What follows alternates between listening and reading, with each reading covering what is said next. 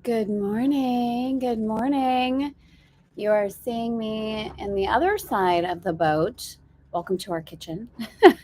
Welcome to our kitchen. The swells are very swelly today, so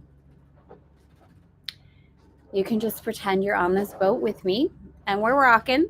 We're rocking and we're swaying. How is everybody? Good morning, good evening, wherever you may be in the world. Who is here? Elisa, you're here. Stephanie, bonjour, bonjour. Allison, buongiorno, buongiorno. Wow. Oh, a couple things. I mean, so many things, actually. Do you know how quickly things can change in life? And yesterday, and how surprising things can feel at times. Yesterday, we had a 13-hour sail day, which it's so crazy because this is our 6th day on the water. And 13 hours now doesn't feel like that much. After doing 3.5 days straight, now what we're honoring the innocent passage and taking time to rest before we get up and start again. So it's extraordinary. We were supposed to have 11 knot winds yesterday, and by the time we pulled into anchor when the sun was setting, the winds were 25 knots. Anchoring in 25 knots of wind, brand new experience. Brand new experience. And one of the things that came up inside of me was really beautiful, and I wanted to bring it forward today because I think it's something that so many women can relate to. So many of us can relate to, women, men, all of us. That feeling like, am I being tested? Right? So the night before we had surprise thunderstorms, and sometimes we can relate to when things come up in life that aren't what we planned or that feel challenging. The ego mind can go into, oh my God, I'm being tested. God's testing me. I have to pass this test. And I really don't believe that. I don't believe that. I believe that there's a consistent opportunity to remember.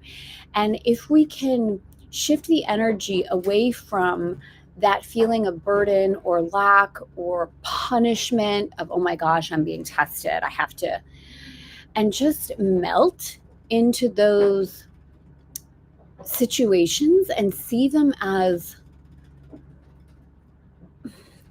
yes, opportunities, but even a little nuance in that. It's like, just see it as a part of the experience, not a good, not a bad, not a right or wrong, just the living fully moment into it. And yeah, I want to bring that forward today. So if there's any part of you that has felt like, oh my gosh, I'm being tested, God's testing me again, there's one thing after another, which we can totally feel in our humanness. If we instead melt into that of, what if it's not about being tested? What about if this is serving even a deeper opening? What if I'm held in this moment in a way that I didn't realize I could be? What if there's a breath that I can take in the midst of this? Not just a breath on the other side and a holding, right? Holding on to our breath. Like we take a breath when something's over and then we hold on to it for the next test, the next something that's going to come up. What if instead there's a breath in the midst of it and there's an expansion in the midst of it? So I want to bring that forward today. See how that feels. Yesterday on my train ride home, I saw a billboard with the word Odyssey. You've got to be kidding me. Someone else, I think it was Anne, who shared with me, she's literally watching a movie on the Odyssey right now, and she was in the chapter about the sirens. Like, what we're bringing this to life. This is alive for all of us. Who else is here? Elaine is here. Lily's here. So I also wanted to thank all of you who are leaving comments. Those of you that are watching the replay, a lot of you I don't know personally, or I haven't seen you on the lives, and you're watching as you do, as you're called, which is perfect. It's how it's meant to be. The comments that you're leaving, the reflection that sharing this journey with you is inspiring you, it means so much to me. So let me know. It's like, ever since the beginning of Elegant Femme, it's been for me the sharing of my authentic journey, as I live my own beautiful soul-led life. The impetus to Elegant Femme was me healing from the loss of my firstborn son. It was never this grandiose marketing plan to change the world. It was supporting and honoring my own authentic journey to remember my wholeness. And now, almost 2 decades later, like 18, going on 19 years later, it's still the same. It's not about telling you how to do something. It's about me, to the best of my ability with Spirit's assistance, shining my light in the world, embodying my own beautiful soul-led life. And within that, the intention that inspires you to do the same in your own way. And the way with which I do that, we do that inside of Elegant Femme, is the activation of the femme types, the indie, the Frenchie, and the New Yorker. And being here, and this, one of the things, and it surprises me, but it shouldn't really, but from the very beginning, witnessing the unlimited possibility inside of being in alignment with our femme types. So again, if you don't know what I'm talking about and you're brand new to Elegant Femme, you can always go to elegantfemme.com/FDA, which stands for Femme Design Assessment, and take the Femme Design Assessment, see where you are in alignment with your femme types, learn about them. What I was going to share is, and what I want to share is that they're unlimited. Like, the basic 101 of me aligning with my indie, my Frenchie, and my New Yorker is supporting me still this many years later. The next level of growth, the next level of abundance, the next level of opportunity, the next level of remembering my wholeness and my oneness, it goes back to me all the time. For me, where am I indie? Who am I required to be today? What is the remembrance that's awakening inside of me? Am I in alignment with that? Am I prioritizing that? Am I aware of that inside? What is the reflection of that in the world to me right now? Then my Frenchie, what am I here to enjoy today? Am I prioritizing pleasure? Am I in any way going into what we call inside of Elegant Femme, the faux types, which is the force, the push, the performance energy, the feeling that we need the external result first in order to feel the way we want to feel inside? Like, am I not doing that? Am I prioritizing the Frenchie and saying, I get to feel pleasure right here, right now? What is it that pleases me? Am I inside of my Frenchie being courageous enough to acknowledge what it is that pleases me, regardless of what anybody else thinks, regardless of the fear of being seen as selfish or high maintenance or materialistic? Do you know, the first night that we stopped the boat, after 3.5 days straight, and we were at the edge of the Straits of Messina, we were right before we were going to enter. A client yesterday told me, she said, Tara, do you know the Gulf right before the Straits of Messina is called the Gulf of Joy? Do you know that's where we were anchored the night before we crossed the Straits of Messina? Anyway, that night, we stopped the boat. I took a shower. I put on my Erez silk nightgown. I did a Guerlain face mask. I put my perfume on. I put oil in my hair. Full Frenchie mode. And then I took a nap. The prioritization of my Frenchie, not only even now, of course now. And then my New Yorker. The allowing. Not the doing, not the forcing, not the making it happen. The allowing. Where am I in my allowing? So the indie, the Frenchie of the New York, and the New Yorker, always, always. That's it. That's the key. That's the key. That's the key. That's Elegant Femme. So welcome to Elegant Femme. Haumea, you're here. Haumea, I have a call with you later on this afternoon. I'm so excited to talk to you. But Tina's here. Hotel is almost at the foot of the Acropolis and honors the Titans. Oh my gosh, Haumea. Nadhira! It was so moving to watch you yesterday. I cried and cried. I cried and cried too, Nadhira. Like, Nadhira, how are you, my love? It's been a while. Oh, Bettina, I said hello. Okay, gorgeous ladies. So let me know how this is feeling inside. Let me know how you are and where you are inside of yourself this morning or this evening or this afternoon, wherever you might be in the world. Please say hello. I do read your comments. Let me know what this Odyssey journey is waking up inside of you. One of the things that I'm really playing with, like, I feel like we are rewriting the Odyssey, which is, I know, a bold statement. Like, I'm not looking to compete with Homer or anything like that. I feel like, though, there's an epic evolution happening. There is a rewriting of the feminine essence. There's a rewriting of the struggle of the force. Last night, right before we went to bed, the seas did calm. So it started at 25 knots and went down to, I think, about 10, which, oh my God, with a swell. It was so beautiful. We had such a gorgeous sleep. And one of my favorite things on the boat is to look out the bathroom window. My favorite. It's like my favorite thing. I look out the bathroom window and you're closer. So we have a catamaran. So there are 2 levels, actually 3 levels, 4 levels with the top. And then we have the helm station. And then we have this living area. And then we have our cabins below. So the bathroom window it's closer to the water.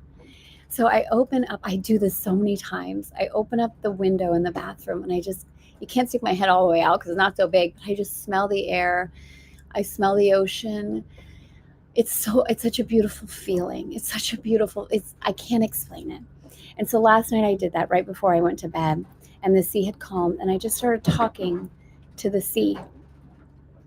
And I'm considering doing something special with that. But what I want to share as we open is I realized I'm no longer afraid of her.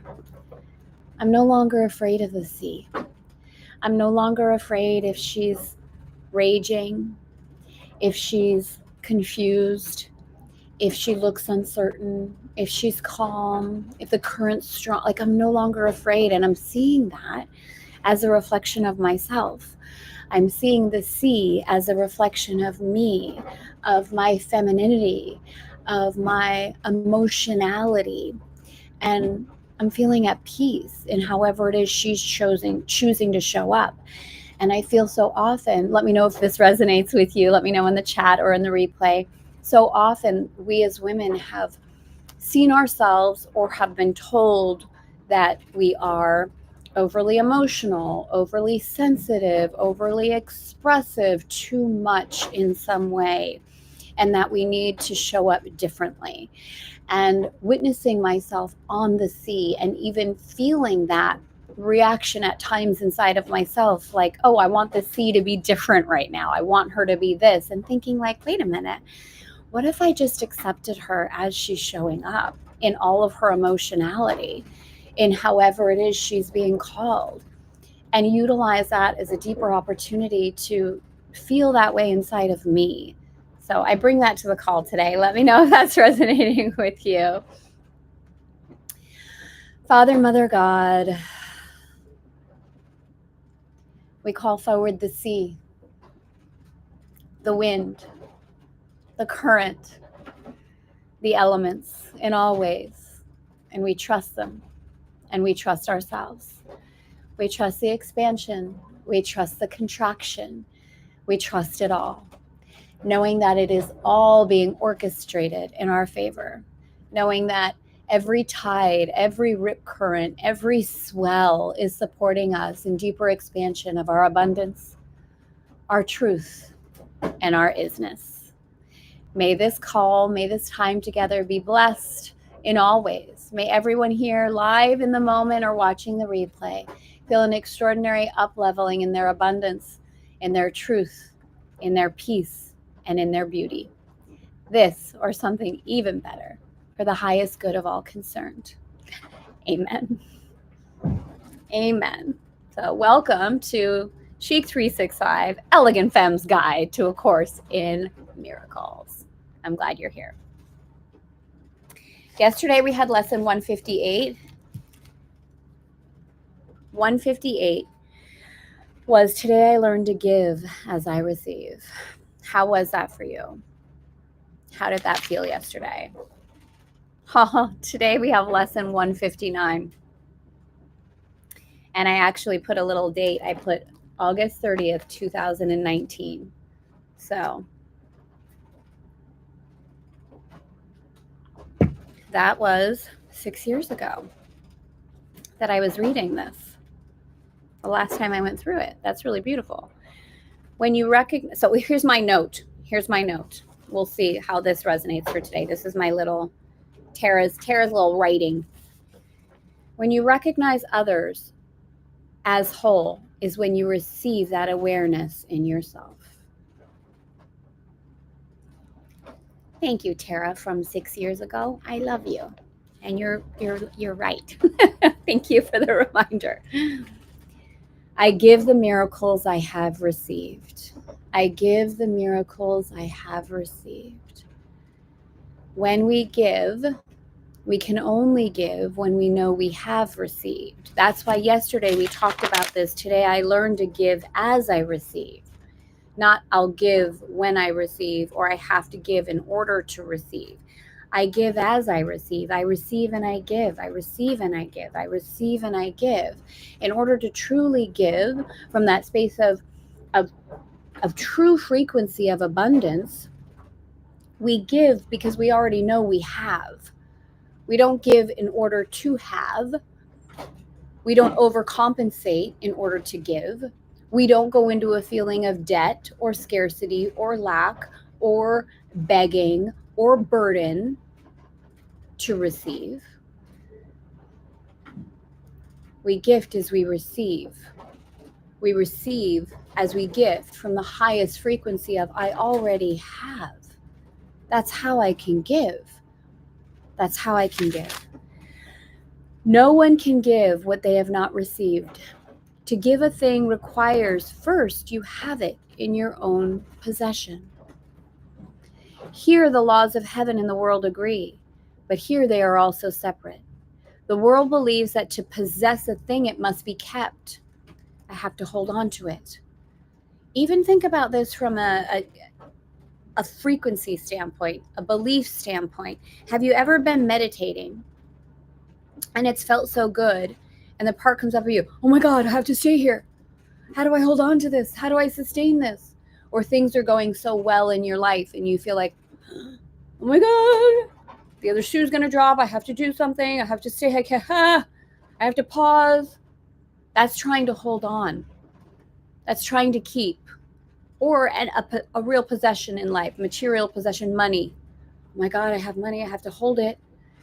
I have to keep it. Which is different frequency than, oh my God, I have to give it in order to get it back because I have to get it back. No, but it's as I give, I receive. I don't have to hold on. It's already mine. So again, the world believes that to possess a thing, it must be kept. Salvation teaches otherwise. To give is how to recognize you've already received. So I want to tell you something really beautiful.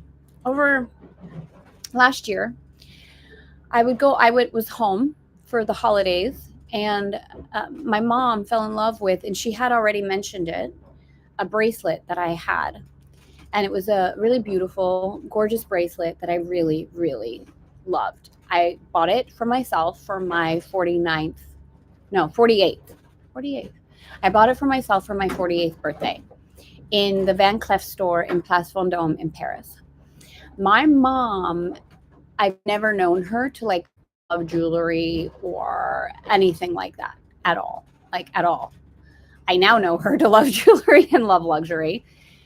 So without knowing at all what this bracelet was, the cost of it, the mark, anything like that, she commented it on my wrist like probably 100 times from the time I had bought it.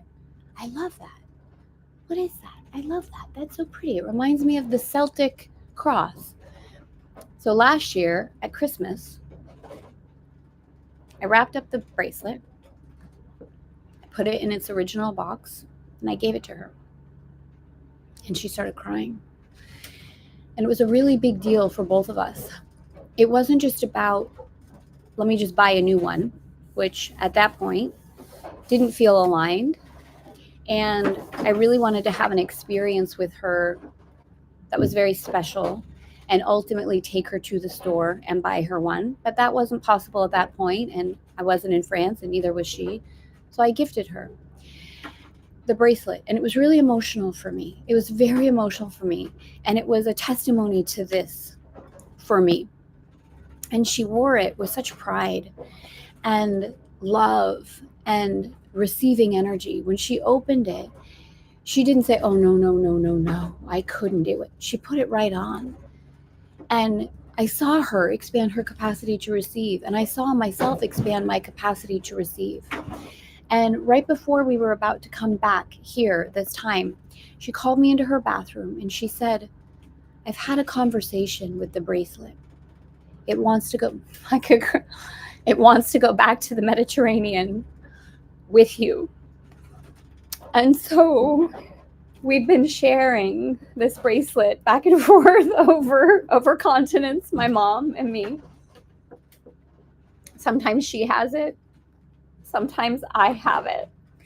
And we're beautifully integrating the frequency of love and abundance and trust and sharing, and it's become a really beautiful symbol. So sometimes you might see it on my wrist, sometimes you might not, sometimes you might see it on my mom's wrist, but it was really, it's a testimony to this lesson. So share that with you, a very personal thing. To give is how to recognize you have received. It is the proof that what you have is yours. You understand that you are healed when you give healing. You accept forgiveness as accomplished in yourself when you forgive. You recognize your brother as yourself, and thus do you perceive that you are whole. So again, as I share that story with you, it might come across as like, oh my gosh, that's ridiculous. She's like talking about a bracelet. I don't think it would, because I think a lot of you, having been in this space with me, know me. And can feel the frequency, but regardless, that doesn't really matter, because for me, and even sharing that with you and watching my own processing in the moment, it's like it was very meaningful, and it was also very Frenchy, and that honoring and claiming of something that we could inside of our ego mind judge as like, oh, that's a material possession, that's silly, like who cares, it's just a bracelet. And we can do that, right? We can go to the other end of the extreme inside of the spiritual conversations of like, ugh. And this is exactly what Elegant Femme stands for, the integration of the spiritual and the physical. The love of a beautiful bracelet as a symbol of honoring, of truth, of abundance, of the I am, of the I desire. So just see how you receive that. There is no miracle you cannot give, for all are given you. Receive them now by opening the storehouse of your mind where they are laid and giving them away. Christ's vision is a miracle. It comes from far beyond itself, for it reflects eternal love and the rebirth of love which never dies, but has been kept obscure. Christ's vision pictures heaven, for it sees a world so like to heaven that what God created perfect can be mirrored there. The darkened glass the world presents can show but twisted images and broken parts. The real world pictures heaven's innocence. Christ's vision is the miracle in which all miracles are born. It is their source, remaining with each miracle you give, and yet remaining yours. It is the bond by which the giver and receiver are united in extension here on earth, as they are one in heaven. Christ beholds no sin in anyone. And in Christ's sight, the sinless are as one. Their holiness was given by the Father and itself. Christ's vision is the bridge between the worlds, and in its power can you safely trust to carry you from this world into one made holy by forgiveness. Things which seem quite solid here are merely shadows there. Transparent, faintly seen, at times forgot, and never able to obscure the light that shines beyond them. Holiness has been restored to vision, and the blind can see. This is the Holy Spirit's single gift, the treasure house to which you can appeal with perfect certainty for all the things that can contribute to your happiness. All are laid here already and can be received but for the asking. Here the door is never locked, and no one is denied their least request or their most urgent need. There is no sickness not already healed, no lack unsatisfied, no need unmet with this golden treasury of Christ. Here does the world remember what was lost when it was made, for here it is repaired, made new again, but in a different light. What was to be the home of sin becomes the center of redemption and the heart of mercy, where the suffering are healed and welcome. No one will be turned away from this new home where salvation waits. No one is stranger. No one asks for anything except the gift of his acceptance and his welcoming, which already is. When I read this, the old dynamic of like, oh, I have to prove myself to God. I have to make sure that I'm accepted, that I'm well. No, you already are. You already are. There's nothing you need to do. It's just an isness. Christ's vision is the holy ground in which the lilies of forgiveness set their roots. Again, not because Christ needs to forgive you, not because you need God's forgiveness. That's not what it's saying. You forgiving the illusion inside of you that you were ever not enough. That's the forgiveness. You forgiving the illusion inside of you that you were ever a sinner. You forgiving the illusion inside of you that you could ever do, say, experience anything that would take away your holiness. That's the forgiveness. This is their home. They can be brought from here back to the world, but they can never grow in its unnourishing and shallow soil. They need the light and warmth and kindly care Christ's charity provides. They need the love with which he looks on them, and they become his messengers who give as they received. Take from his storehouse, that its treasures may increase. His lilies do not leave their home when they are carried back to the world. Their roots remain. You do not leave the mind of God while you are here. Your abundance, your truth, your purity, your innocence, your holiness does not leave the mind of God. You do not leave the mind of God while you are here.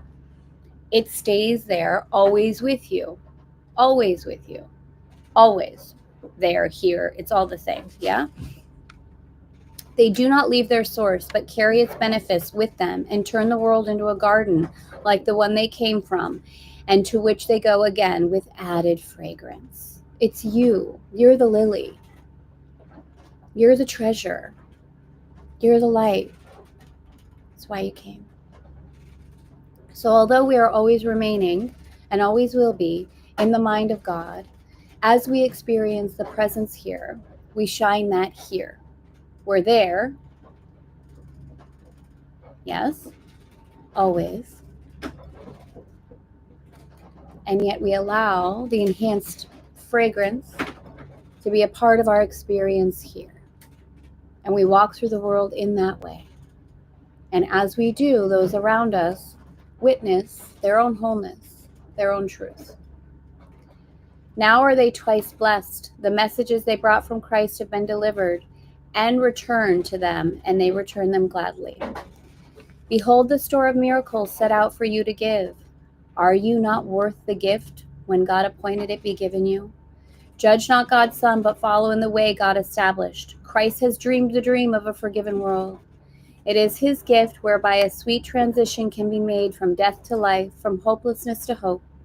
Let us an instant dream with God. God's dream awakens us to truth. His vision gives the means for a return to our unlost and everlasting sanctity in God. How do we feel, beauties?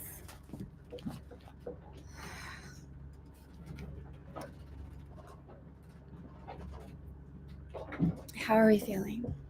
How is this inside?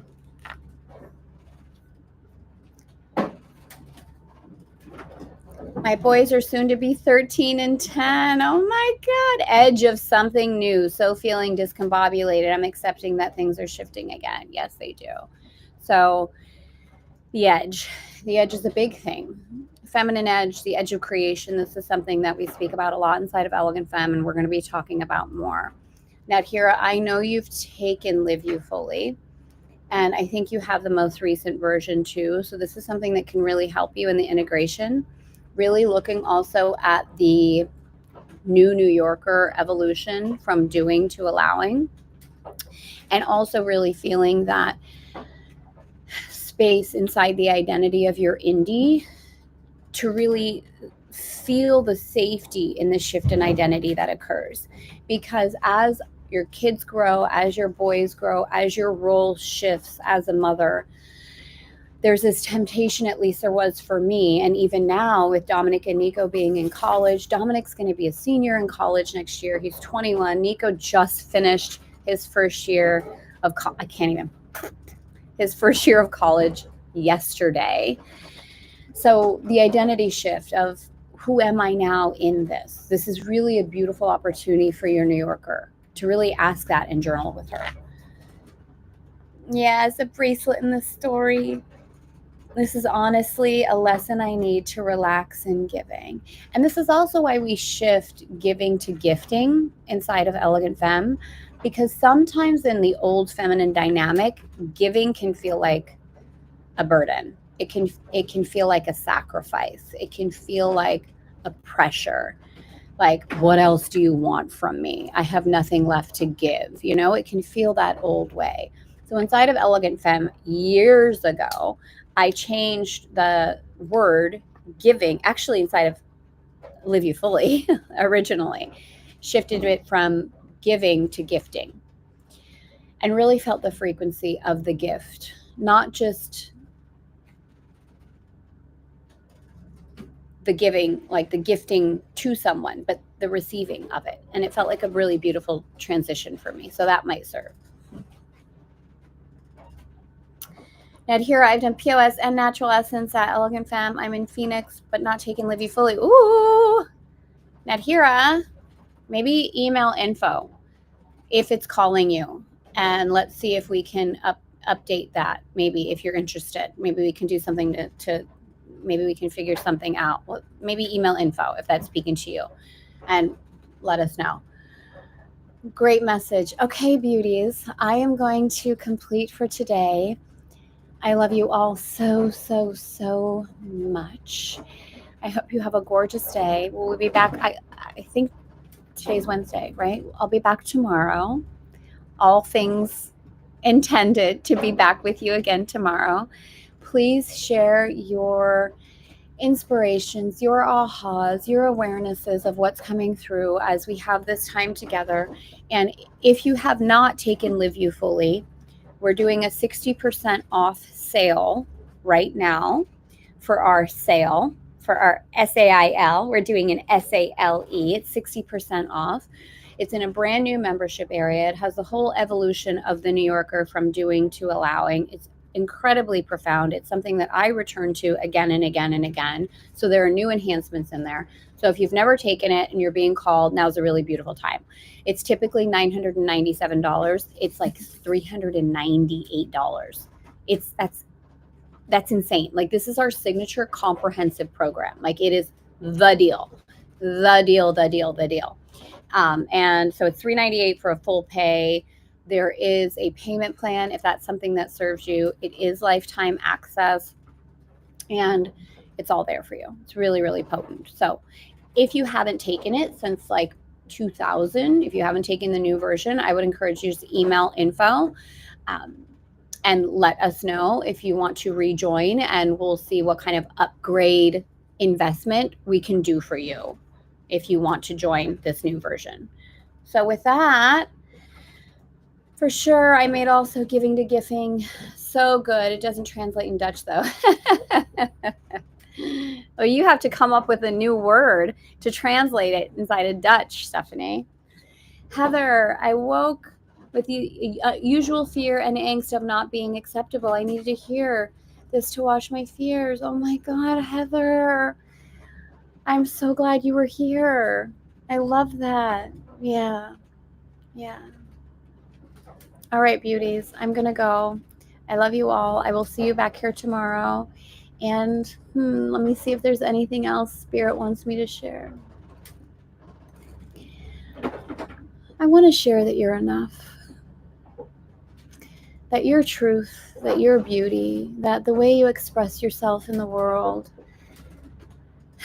that your alignment with feeling good is where it's at, and that everything else flows from there. I'll see you tomorrow.